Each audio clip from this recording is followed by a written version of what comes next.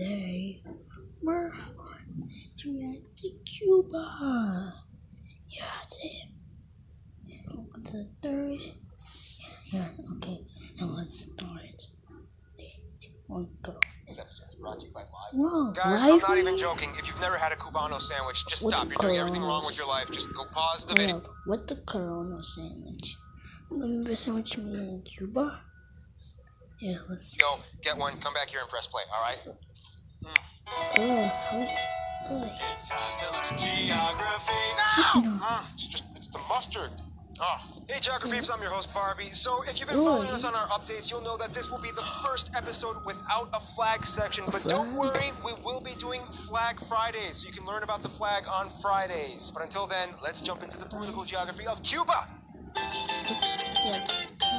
So, let's just jump right into it, alright? Cuba is the largest island in the Caribbean and is located in the northern Caribbean Sea, right where the Atlantic Ocean and the Caribbean Sea meet. The island is made up of over 4,000 smaller islands, keys, and archipelagos that mostly surround the country's coast. These are divided into 4 main chains and archipelagos: the Colorados, the Sabana Camagüey, the Jardines de la Arena, and the Candarenos, which is where you can find the largest of the islands after Cuba Island, Isla de Juventud, or the Island of Youth, though it was known for being a prison island that Fidel Castro was once sent to. Speaking of which, the entire island of Cuba somewhat resembles the shape of a vacuum cleaner.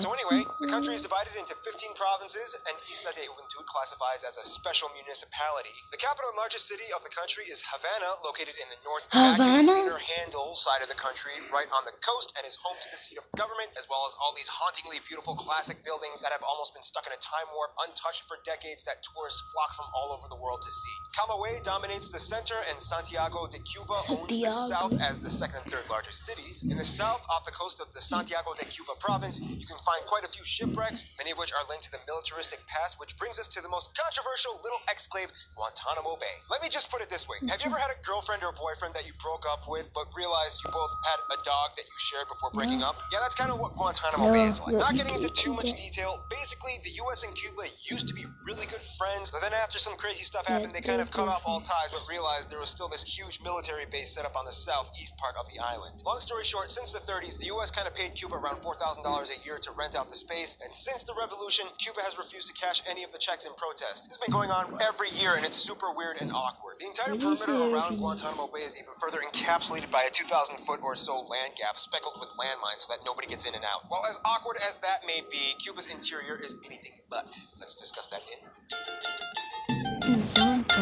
Now, shortly after Christopher Columbus arrived in the Bahamas on his first voyage, he arrived in Cuba and was astounded, stating that Cuba was the most beautiful earth that human eyes had ever seen. So what exactly did Columbus see? Now, of course, it's a no-brainer. Cuba's beaches are quite magnificent with tons of diving spots along the coast. However, go inland and you'll see a whole other side of Cuba that you never knew existed. There are 3 main mountain chains: the Cordillera de Huanuánico, the Grupo Guayamaya, and the most important mountain range, the Sierra Maestra, dominates the southwestern coast of the island. This is also where you can find the highest peak, Pico Turquino, or the Viñales Valley. It's all in the Disney bundle. Epic stories. Fidel and Raul, along with Che Guevara, whom they met in Mexico, overthrew the old He lives in Mexico inciting the Cuban Revolution. Yada yada yada. They became friends with the USSR. That angered the US. They put up an embargo. World War III almost started, but then it didn't because the X-Men stopped the missiles. Oh wait, that didn't happen. Unfortunately. Later on, the USSR dissolved, Cuba lost its stipend, things got even more messed up, and then finally talks and relations just kind of started rekindling all over again. By the way, Cuban Americans think it's ridiculous when all you college sophomore neo-hippies put up the Che Guevara posters on your dorm room walls right next to your Buddha statues and dreadlock wax because, hey, you're the future. Anyway, enough history, let's talk diplomacy.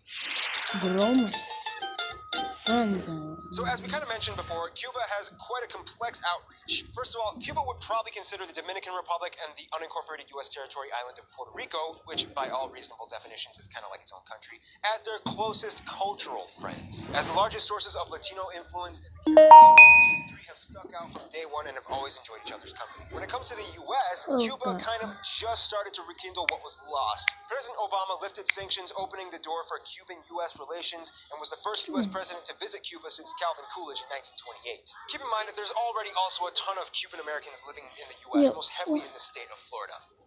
Yeah, Hey, let's Jesse. move forward. Venezuela. When no one What? else would help them out Venezuela? during all the years of craziness, Venezuela stepped in and Can we gave them come supplies, Venezuela food, and episode? oil, and When's Cuba that in come return on? sent Venezuela technical personnel to offer social services. Chavez and Castro totally agreed on a lot of things and worked together on a lot of projects. In conclusion, Cuba became the only Caribbean island nation to adopt a Marxist-Leninist political ideology, and things got a little heated in the 20th century. But nonetheless, they're a proud, colorful nation of fierce culture and resilience. Seriously, must be something they put in that coffee. Stay tuned. Coming up next, Cyprus! Oh, yes. Yeah, yeah.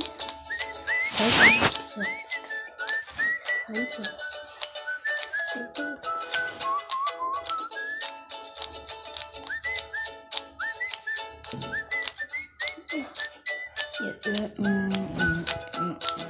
Yeah. Okay, guys. Come on. Okay, guys. That's the end of the video. Hope you guys like and subscribe. And you should subscribe to me, Patrick Nelson, aka Super Spider-Man. Also, I'll see you guys. See you guys when I make sense and when I make guys and make good sense and you guys on YouTube. For kids on YouTube.